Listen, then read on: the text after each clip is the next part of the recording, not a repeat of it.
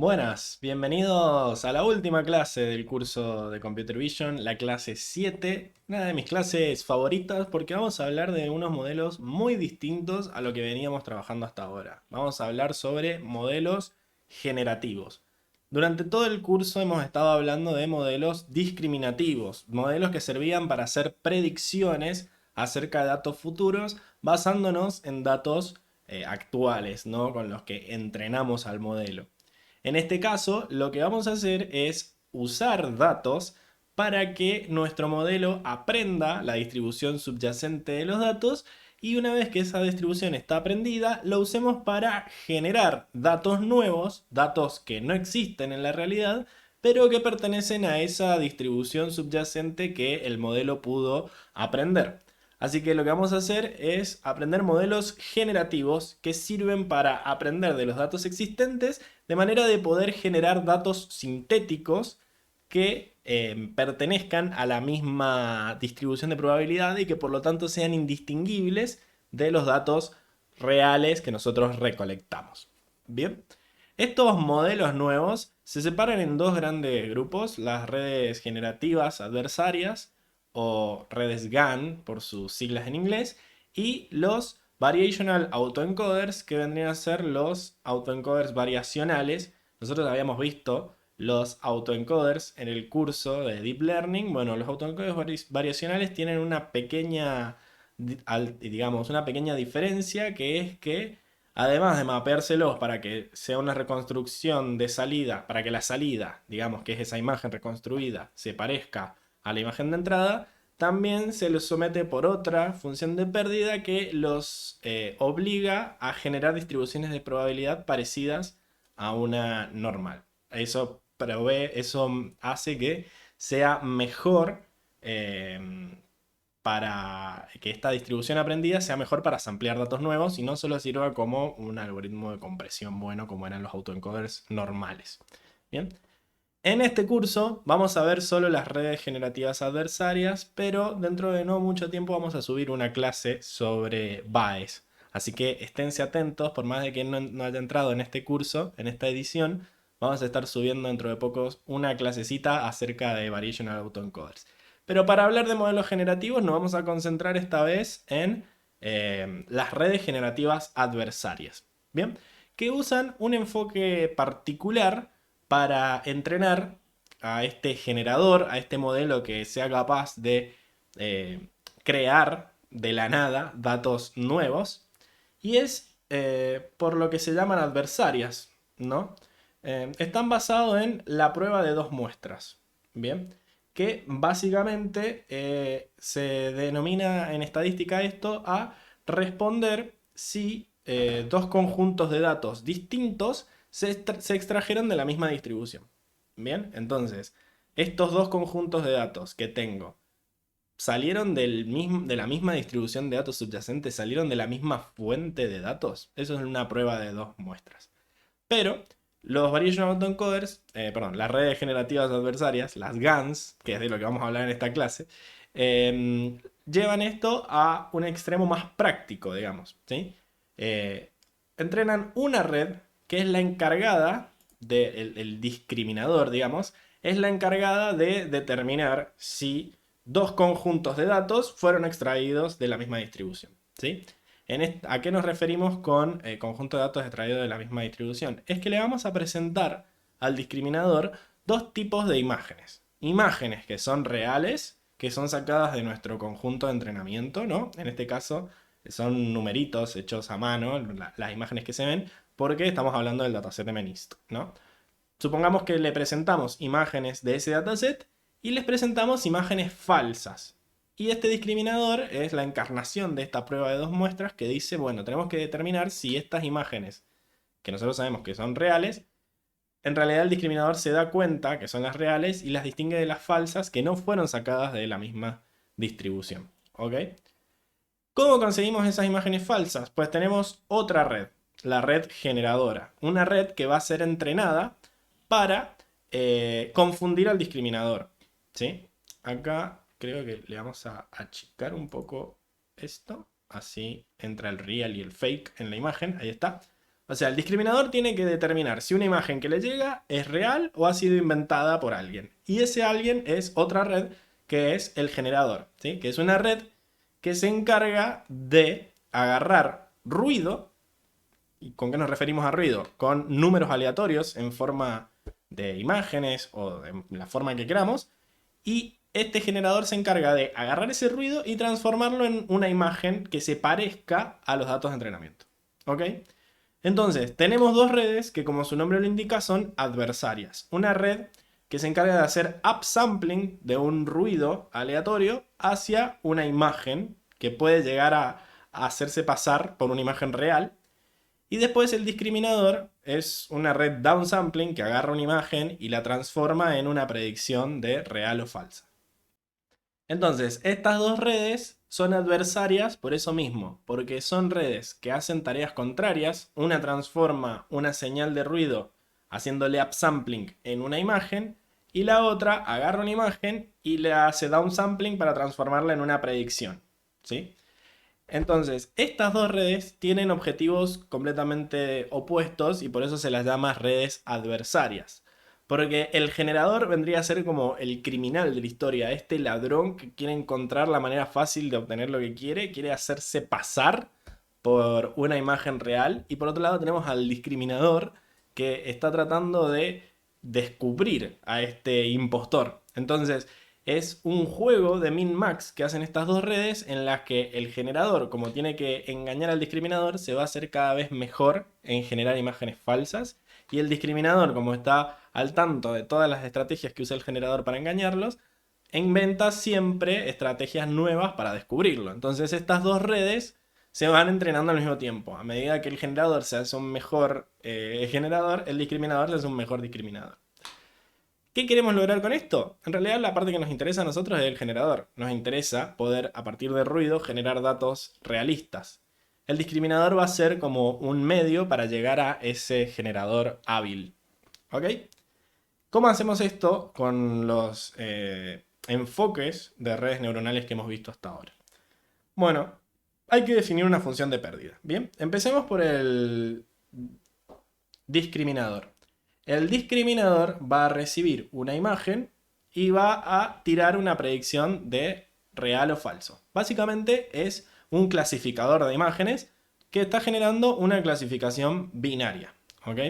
Esa clasificación binaria la podemos tomar generándola como una función sigmoidea, ¿sí? Como veníamos haciendo hasta ahora. Cuando queríamos hacer una clasificación binaria, usábamos la función logística o la función sigmoidea como salida, entonces nos generaba valores entre 0 y 1. Si estaba menor a 0,5 lo tomábamos como 0 y si era mayor a 0,5 lo tomábamos como 1. ¿Bien? Ahora, la función de pérdida para una clasificación siempre ha sido la función de cross entropy, ¿no? La entropía cruzada. Entonces, esta entropía cruzada es la función que vemos acá, ¿no? Entonces, nosotros vamos a pasar las imágenes que le lleguen a través de esta D, que es el discriminador, en este caso es una red neuronal, y nosotros tenemos dos opciones. Cuando I, que es la salida, vale 1, quiere decir que las imágenes son reales, y cuando I, que es la predicción, o es la etiqueta en realidad I, es un 0, quiere decir que las imágenes son falsas.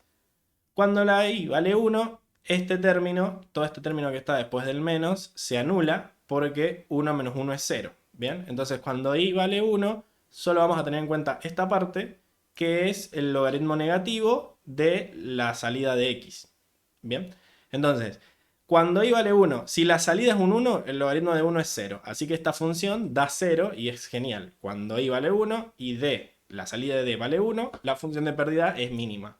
Lo cual está bueno. ¿Ok?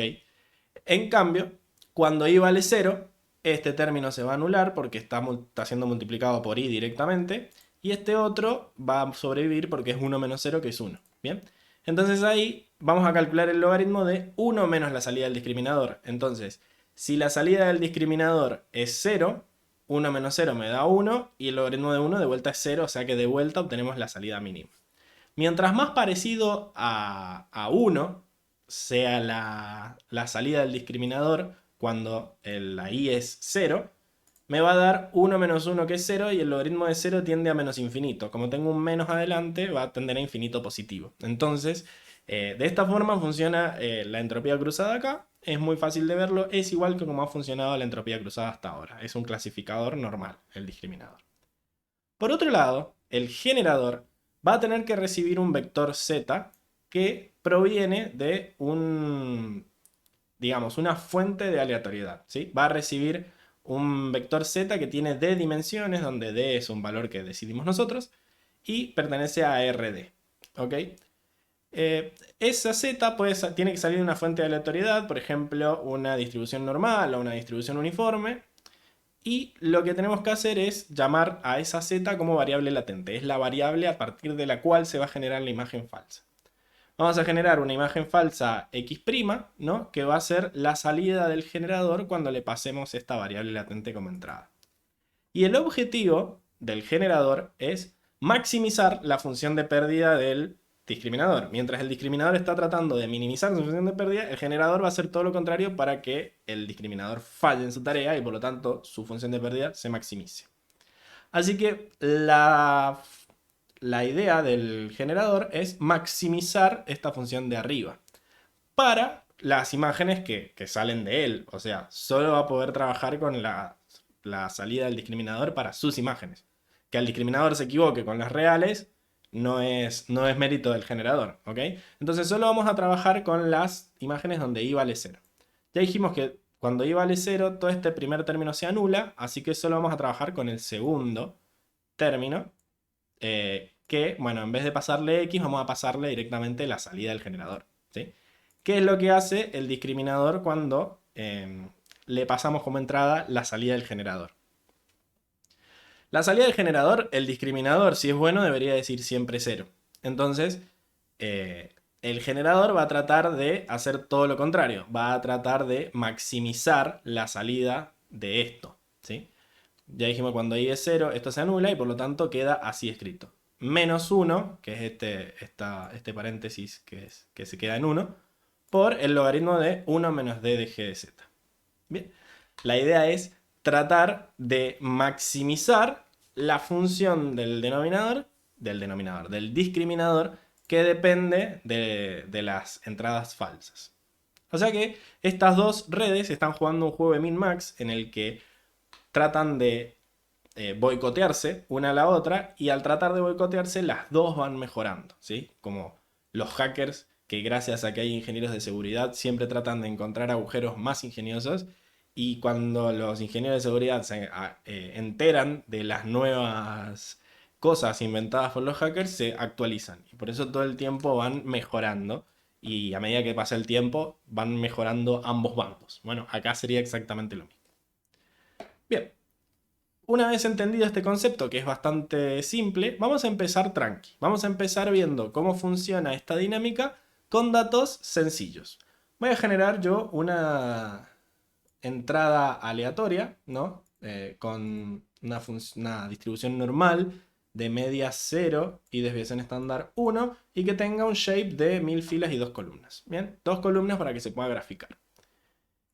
Y vamos a generar una matriz de 2×2 que van a ser los pesos por los cuales se van a multiplicar a esas entradas, y una matriz de 1×2 que van a ser los bayas por los cuales se van a sumar. Bien, vamos a tratar de de encontrar estos parámetros que determinan a esta distribución de los datos. Entonces, los datos reales van a ser generados así, digamos, sintéticamente, multiplicando esta entrada por este tensor A y sumándole el tensor B. Como esta es una matriz de 2×2 y esta es de 1000×2, la salida va a ser de 1000×2, y a eso se le va a sumar a cada elemento un vector de 2, así que la salida va a ser de 1000×2. Y acá abajo vamos a graficar, ¿no?, la salida. Estos son los 1000 puntos que generé. En realidad no son los 1000, estoy solo graficando 100, pero bueno. La idea es que vean que es una distribución lineal la que están siguiendo estos números, porque básicamente los generé haciendo una multiplicación y una suma. Así que tiene que haber una pendiente que es la A y una ordenada al origen que es la B. Bien. Bueno, Entonces, esos datos los vamos a meter en un data loader, ¿sí? Acá, para poder hacer un entrenamiento sobre eso. A partir de eso vamos a definir dos redes. Una red que es el generador y una red que es el discriminador. El generador tiene que generar datos lineales, así que la verdad que no tiene que ser muy complejo para este problema en particular, porque lo único que tiene que ser capaz es de generar datos que parezcan salidos de una recta. Así que lo que vamos a hacer es ponerle una sola capa lineal con dos neuronas, ¿bien? Reciba dos neuronas de entrada, perdón, reciba dos dimensiones de entrada y con dos neuronas genere dos dimensiones de salida. Bien, para generar puntos que, que pertenezcan a esta distribución que vimos arriba. Por otro lado, el discriminador sí tiene que ser un poco más potente porque tiene que encontrar la forma de discriminar cuáles son los datos reales de los falsos. Así que le vamos a poner tampoco una gran locura, vamos a ponerle un MLP, ¿sí? Vamos a ponerle varias capas y con la tangente hiperbólica en el medio, para no desestimar los valores negativos como hace el arreglo. Ok, vamos a generar, vamos a entonces usar esas dos redes, una sequential de una sola capa como generador y un MLP de tres capas como discriminador. El entrenamiento es muy fácil, ¿sí? El generador va a generar unas imágenes falsas y a partir de ellos calculamos la pérdida del discriminador tratando de discriminar esas dos imágenes. Y una vez que actualizamos al discriminador, ahora el generador tiene que tratar de ganarle al discriminador actualizado. Y al hacer eso, actualizamos el generador. Vamos a ir actualizando uno a la vez y siempre arrancamos por el discriminador porque como que el generador inicializado aleatoriamente va a generar datos y a partir de ellos el discriminador va a tratar de discernir, de discriminar entre ellos. Bien. Así que vamos a generar una función updateD que reciba las entradas X, que son los datos reales, la Z, que es el vector aleatorio, esta variable latente que le vamos a pasar al generador para que genere los datos. Vamos a necesitar las dos redes y la función de pérdida, que es un cross entropy tranqui, y un trainer D, que va a ser el algoritmo de optimización que se va a encargar de mejorar el discriminador. Sería como el personal trainer del discriminador. Bien. Bueno, nos fijamos cuánto es el batch size de la entrada, en este caso era 1000, ¿no? Nos fijamos en la primera dimensión. Y vamos a generar un tensor lleno de unos del tamaño del batch size que va a servir como las etiquetas de las imágenes reales, de los datos reales. Bien. Y un vector lleno de ceros del tamaño batch size que, claro, acá no es batch size 1000. 1000 es el tamaño total del dataset. Batch size es un tamaño que vamos a definir más adelante. Pero bueno, va a haber tantos unos como imágenes reales y tantos ceros como imágenes falsas que sabemos que va a generar el generador. Bien, ponemos el 0 grad en el optimizador y vamos a decir que las salidas de las imágenes reales son pasar directamente, y las tengo con imágenes, no son imágenes, son datos de una función lineal, ¿sí? Los datos reales, estos X, los pasamos por el discriminador y obtenemos las predicciones de los datos reales. Si el discriminador fueran buenos, todos estos real y deberían ser unos. Pero como el discriminador se va a estar entrenando, dudo que al principio sean todos unos. Bien. Vamos a comparar este real y con estos unos directamente. Por eso acá, cuando calculo la pérdida del discriminador, primero hago los entre real y, que es la salida del discriminador cuando le paso las entradas verdaderas, y el 1. Bien. Que bueno, le hago un reshape para que no me llore el loss. Para generar los fake i, que son las salidas del discriminador cuando le paso entradas falsas, primero genero esas entradas falsas haciéndole pasar el vector este de ruido al generador. El ruido pasa por el generador y genera las entradas falsas. Y esas entradas falsas pasan por el discriminador y generan las salidas falsas. Si el discriminador es bueno, todas las salidas falsas deberían dar 0 y por eso vamos a comparar las salidas falsas con los ceros. ¿Ok? Un datito acá de color es que hay que hacerle el detach al fake X. ¿Por qué?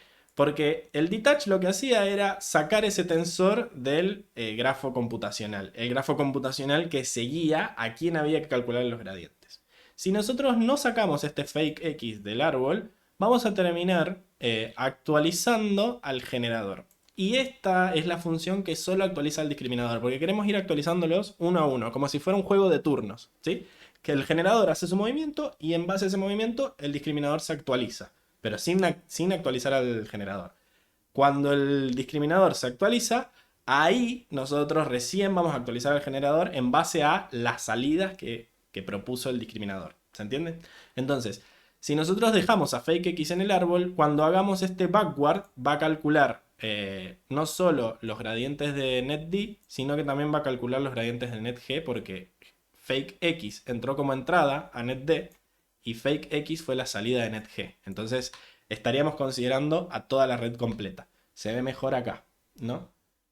Si nosotros no cortamos el grafo computacional acá, el backward tomaría toda la red y estaría, digamos, calculando los gradientes de toda la red. Entonces, si nosotros esta fake image le hacemos detach, listo. El árbol llega hasta acá, el grafo computacional, digo, llega hasta acá y solo establecemos el discriminador, que es exactamente lo que queremos.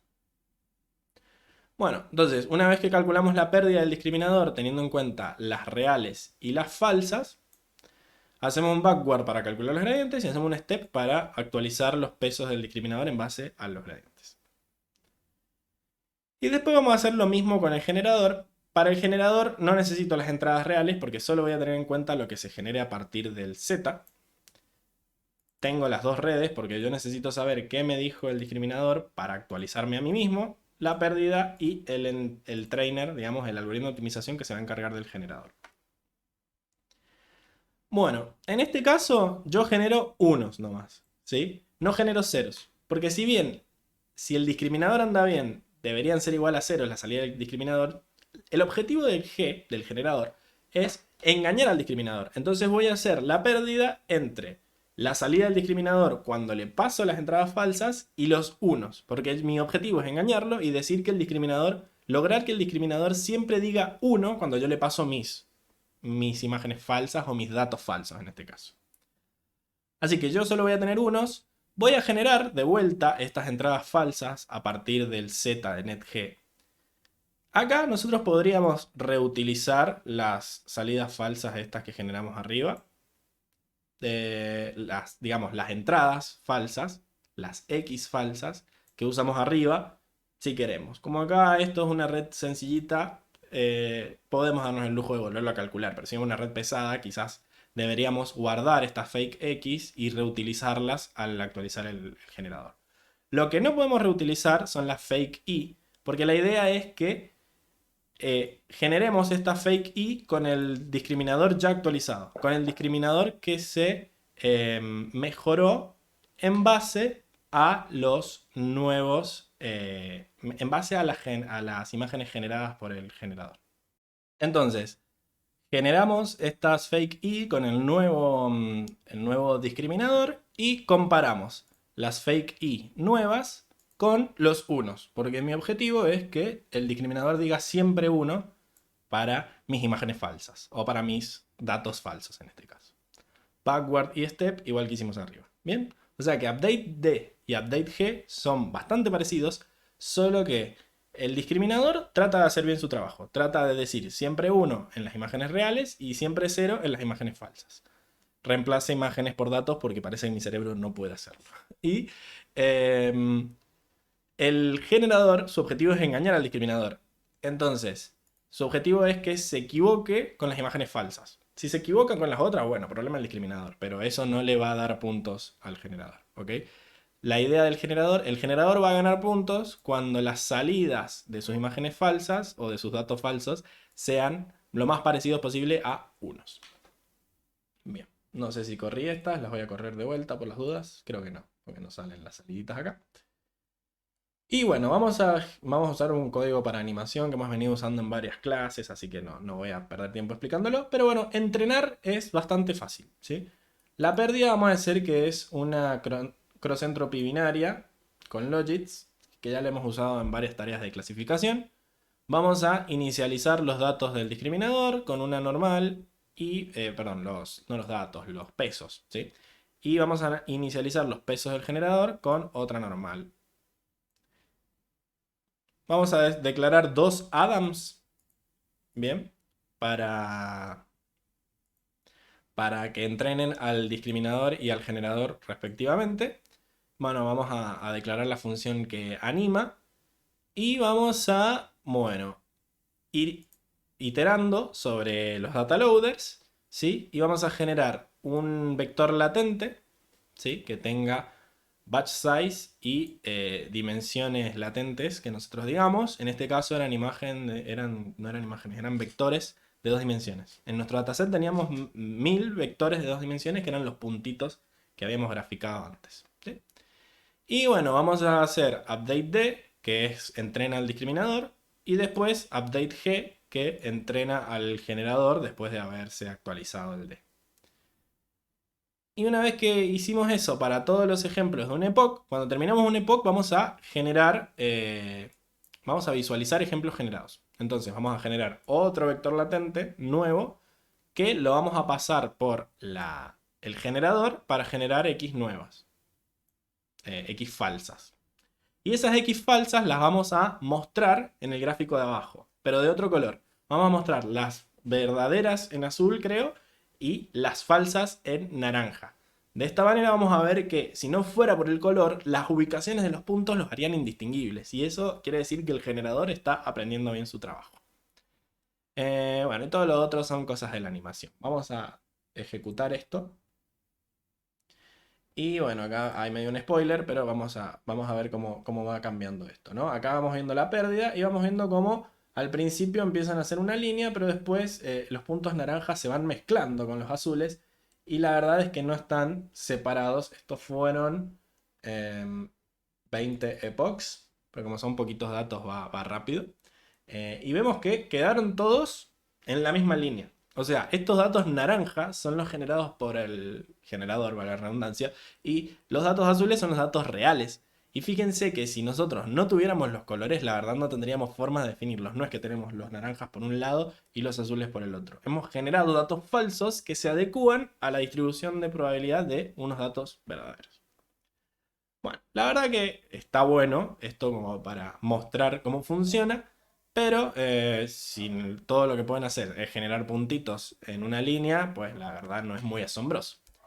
Así que lo que vamos a hacer es ponerle un poco de esteroides a estos generadores y a estos discriminadores utilizando redes convolucionales profundas, ¿ok? Vamos a utilizar todo lo que se ha hecho para modelos descriptivos, discriminadores, ¿no? Modelos predictivos, para hacer modelos generativos potentes. Y en este caso vamos a trabajar con imágenes, ¿sí? Que son las redes generativas adversarias convolucionales profundas, las DC-GANs, ¿ok? Son GANs, son redes adversarias generativas, pero que generan imágenes a través de redes convolucionales profundas. Salen de este paper que están acá, si quieren leerlo es muy lindo.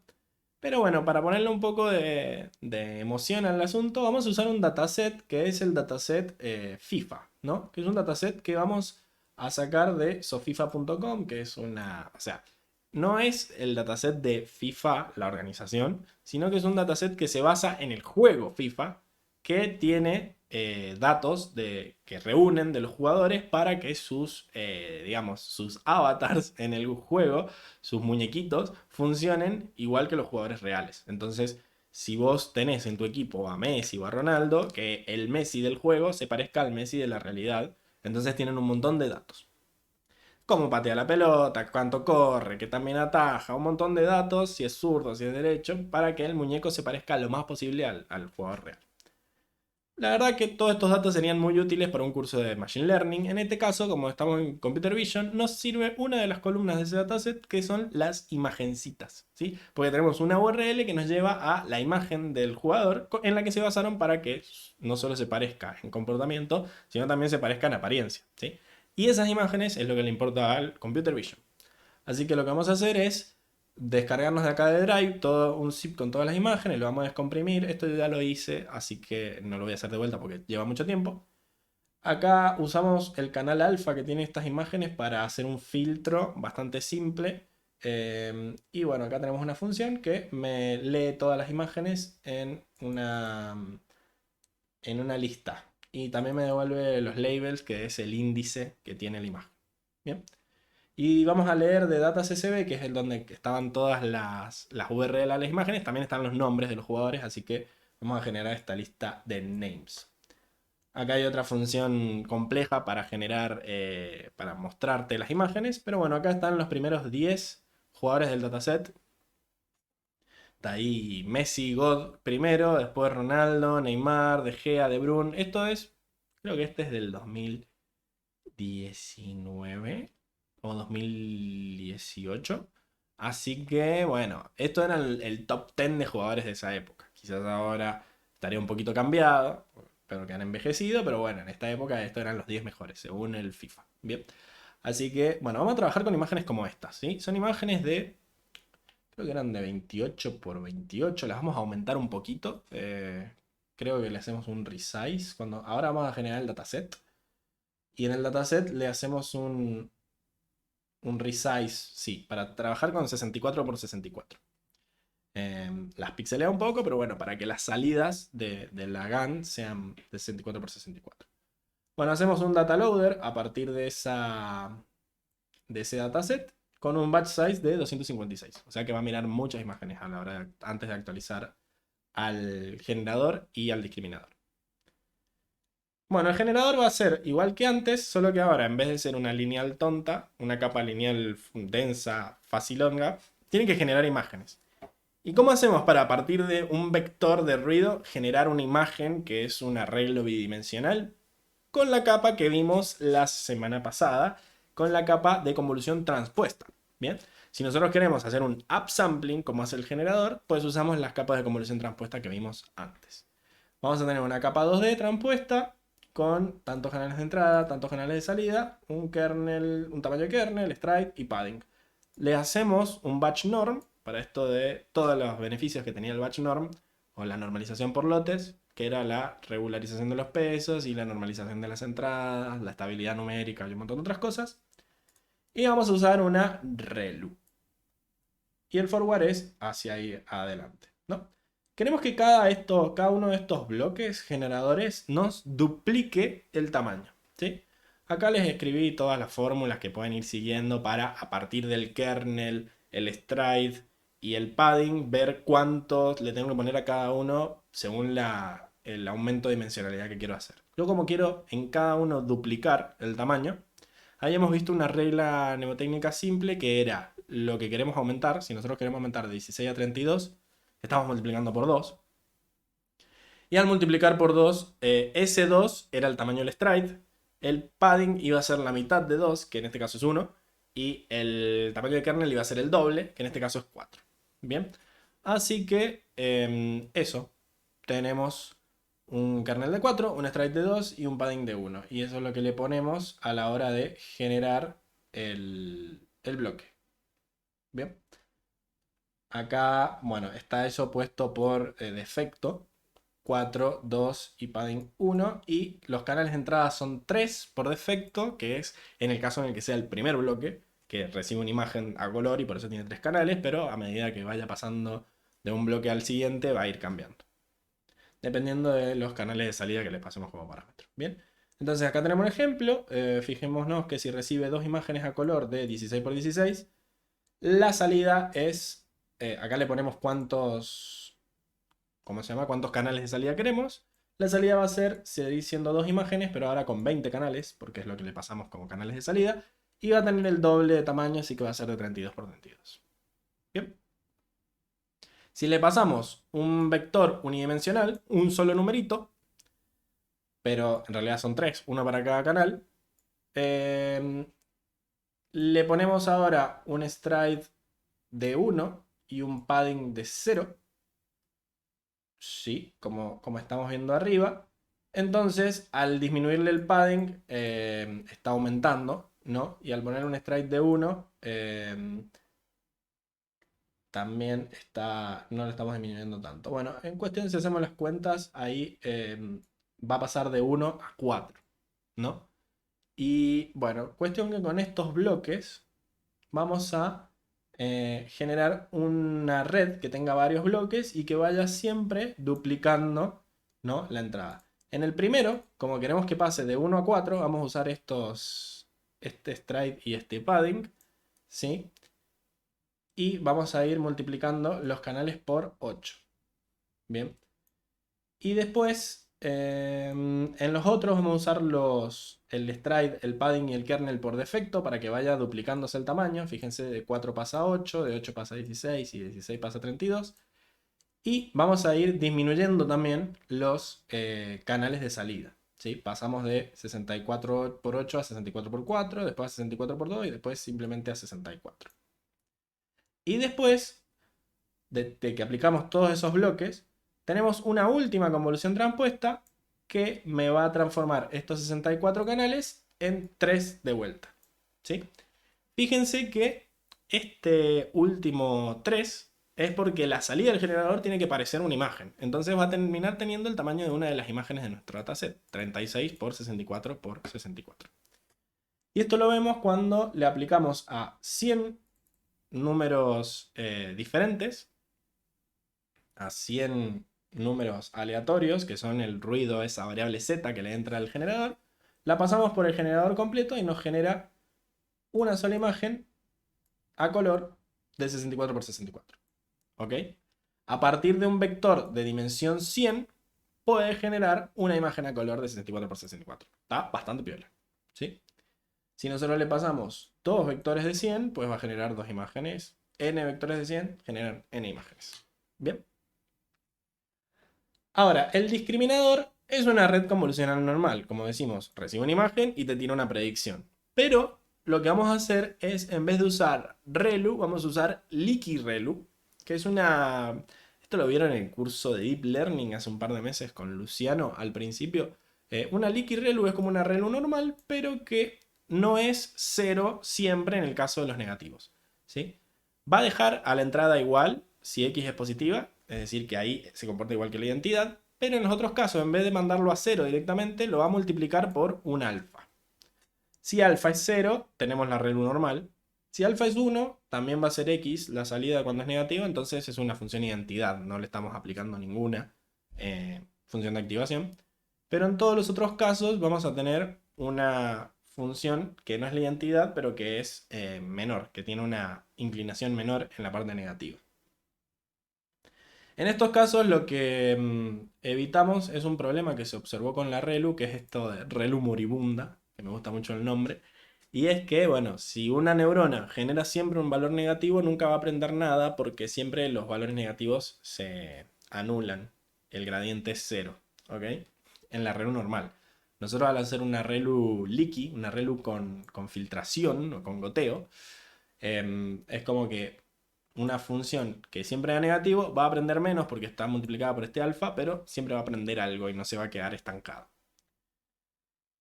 Acá están los diferentes tipos de ReLU que se obtienen cambiando el alfa. Si tenemos un 0, tenemos la ReLU normal. Si tenemos, bueno, y acá nos dibujamos el 1, pero el 1 sería una función identidad. Y acá tenemos diferentes valores de alfa, producen diferentes pendientes. Bueno, el bloque básico del discriminador es, ya dijimos, una red convolucional que le cambiamos la leaky ReLU por la ReLU. Así que eso no va a pasar mucho.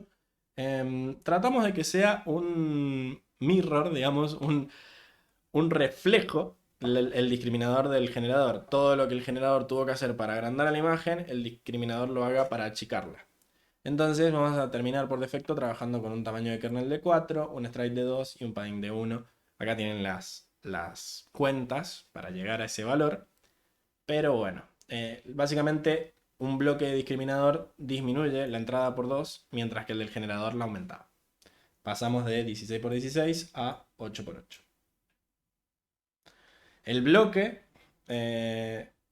perdón, la red del discriminador tiene exactamente la misma cantidad de bloques y tiene exactamente los mismos parámetros para lograr digamos, lo opuesto de lo que genera el generador, que es ir ahora aumentando los canales y disminuyendo la dimensionalidad. Y al final genera un vector de 1 por 1 por 1 que va a ser una sola neurona, que si es mayor que 0,5 me va a dar 1, y si es menor me va a dar 0. Ujú. Bien, bien, bien, bien, bien. Bueno, entonces fijémonos que acá recibe una entrada con un tamaño de imagen de 64 por 64 a color y me genera un vector de 4 dimensiones, pero que solo tiene un número, que después yo puedo hacerle un squeeze y generar un solo numerito. Bueno, el entrenamiento es igual que como ya vimos antes, solo que el ruido generado aleatoriamente es un tensor 4D para que funcione bien con el generador convolucional que estamos trabajando. Y vamos a usar una GPU porque acá tenemos que hacer muchos, muchos cálculos. Además, tuvimos que tocar un par de hiperparámetros, como los hiperparámetros de Adam y la suavidad del momentum. O sea, lo que tienen las GANs es que para lograr que anden bien, tenemos que encontrar, es muy difícil encontrar los hiperparámetros para entrenarlas. O sea, hay que hacer un barrido de hiperparámetros tremendo. Nosotros hemos sacado una red que son las que usa el paper, así que vamos a usar eso. No vamos a entrenar porque tarda bastante. Es más, estas redes GAN se pueden seguir y se pueden seguir entrenando. La verdad que la idea es que para armar un práctico con esto está bastante complicado porque necesitan muchas epochs. Yo acá tenemos toda la función de entrenamiento. Créanme que hace exactamente lo mismo que la otra, que la de los puntos, solo que bueno, tiene algunos cambios para trabajar con imágenes, pero en sí el bloque generador y discriminador era lo que más cambiaba con respecto a la otra. Y bueno, como les dije, le puse 20 POCs nomás como para que termine en algún momento y generé imágenes como estas. Vamos a agrandarlas un poco para que puedan verlas. Fíjense que, bueno, como decimos, si ustedes corren esto, van a ver que estas imágenes fueron generadas de la nada, lo cual es magia. O sea, fueron generadas mirando imágenes reales, pero empiezan desde cero, ¿no? Es más, le voy a poner play para que vean eso. Porque ya tengo imágenes aleatorias abajo, ¿sí? Para mirar después. Debería correr todo desde... tendría que cargar el dataset, todo. Pero bueno, la idea es que desde acá voy a entorno de ejecución, ejecutar siguientes. Y arranco, ¿no? En algún momento va a llegar al discriminador. Perdón, al entrenamiento de todo. Truc, los estoy mareando. Perdón si alguno acaba de comer. Pero, ay, corrí todo, perdí las imágenes. Bueno, voy a, voy a frenar un toque. A ver, ahí está. Ahí empezó a entrenar. Voy a recién ponerle, le voy a poner pausa un ratito. Pero quiero que vean de dónde arranca. Ah, no, no les va a mostrar el ruido. Porque creo que el print está después del primer epoch. Y el primer epoch ya actualizó muchísimo las entradas. Pero bueno, quizás las primeras son bastante... Bueno, mira, las primeras son así, ¿no? Es como que hay como una cosa ahí borrosa, ¿no? Que parece ser una cabeza, ¿no? Como que vemos que está como el fondo negro y más clarito al principio. Y después, bueno, si le mostrás esta con respecto a las reales, el discriminador no tiene que hacer gran cosa para diferenciarlas. Pero bueno, ojo, que empezaron a aparecer como partes de la cabeza, ¿no? Empieza a aparecer el pelo, empiezan a aparecer los ojos, empieza a aparecer los pómulos y lo que sería el cuello. Lo cual está bastante piola, la verdad. Como que de la nada empiezan a aparecer imágenes que parecen caras, ¿no? Bueno, acá aprendió a... Bueno, empezó a ponerle más detalles, ¿no? Voy a empezar a hacer un zoom acá. Le voy a poner pausa porque esto va a tardar bastante. Recién va por la epoch, supongo que 3 o 4. No, la 3. Ahí está la 4. Bueno, acá no, estos están vestidos de Halloween. Pero bueno, los va a ir mejorando a poco, ¿sí? La idea es que va... Pero empezó del ruido aleatorio, ¿sí? De la nada empezó a moldear esto para engañar al discriminador. Y eso es lo que está bueno. Voy a frenar la grabación y cuando terminemos vamos a discutir un poco acerca de esto. Bueno, y la red acá al fin terminó de entrenar las 20 POCs y llegamos a caras como estas, ¿no? En donde, bueno, ya se empieza a ver que son seres humanos, ¿no?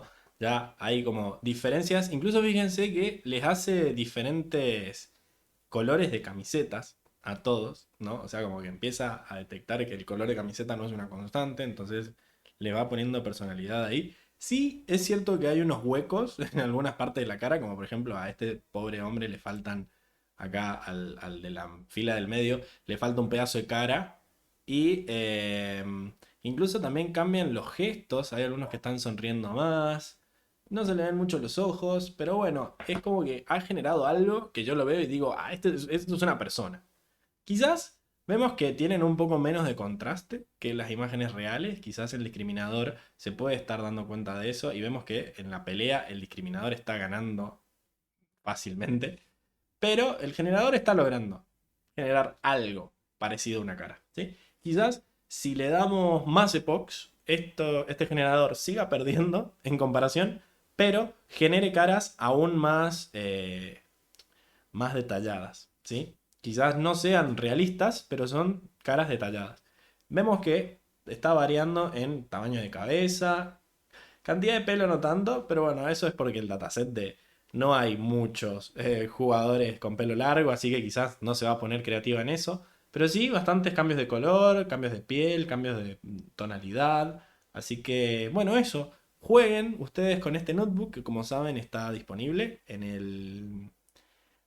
el GitHub de Humai. Y bueno, prueben generar sus propias caras. Una vez que la red está entrenada, ya pueden directamente ir acá a la sección de predicción y correr de vuelta. Fíjense que es la parte... Mientras nosotros generemos un nuevo vector aleatorio, como estamos haciendo acá, un nuevo Z, cada vez que pasemos a Z por el generador, vamos a generar imágenes nuevas. Y después vamos a concatenar esas. Fíjense que, por ejemplo, acá este pobre es Mr. X, ¿no? Se le borró un poco la cara. Pero genera imágenes distintas. Y genera imágenes de la nada. Es como que samplea puntos que se transforman en caras. El generador aprendió a transformar ruido en algo parecido a una cara. Y la verdad es, a mí me parece asombroso. Así que, bueno, los dejo que jueguen un rato. Y en el ejercicio lo que tienen que hacer es trabajar con un dataset menos desafiante que este para que no se enrosquen buscando los hiperparámetros correctos. Vamos a trabajar con MNIST, pero por lo menos nos va a permitir generar números que parezcan escritos a mano, ¿no? Entonces podemos decirle ingresa un 3022 y que te genere un 3022 escrito a mano como si fuera una persona cualquiera. ¿Ok? Así que buenísimo eso. Y esto ha sido el final del curso. Nos vemos en alguna otra oportunidad. Y esperen esa clase de Variational Autoencoders, que es otro enfoque para estos modelos generativos en la que estamos trabajando. Así que, bueno, cuando esté lista, activen la campanita de Humai y de Datitos, que lo vamos a subir a los dos canales y estén atentos. Un abrazo y nos vemos en la vida.